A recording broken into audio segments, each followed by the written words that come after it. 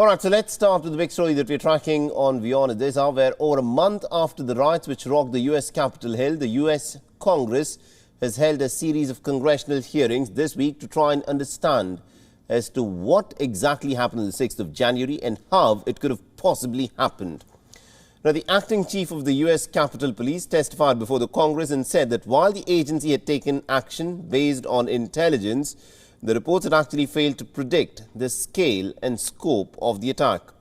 She said that the intelligence received did not specify that thousands of regular American citizens could turn up in such big numbers and storm the Capitol.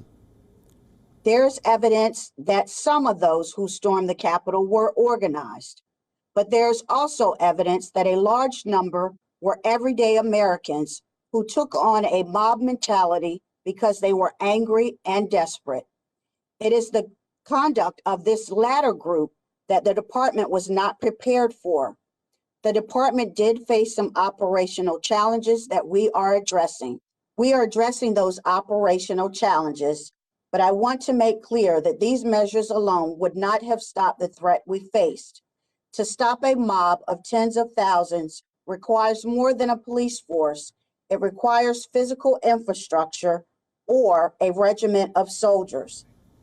The Pittman, in her testimony, also admitted that there were several shortcomings in the U.S. Capitol Police's response. The lockdown of the building was not properly executed, and officers were unsure as to when they should have used lethal force. Now, Pittman's hearing was one of the many as U.S. lawmakers are investigating the attack and also the U.S. government's failure in responding to it in real time. All right, now to give us more perspective in terms of what these congressional hearings may actually find out, we are joined in by our correspondent Kate Fisher, who is joining us live for more information on this. Now, Kate, we just heard, what was said by the police chief who was responsible for the safety and security at the Capitol, and she said that it appears that a large number of regular Americans were the ones who turned up, and this was something that was not expected by the administration at that point of time.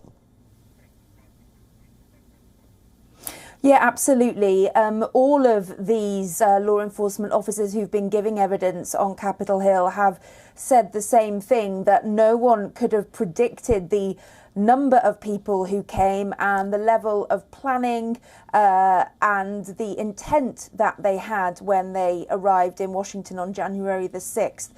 Some of the questions that lawmakers have had for them is, well, hang on, there was intelligence that suggested that people were coming armed and ready for, in quotes, war.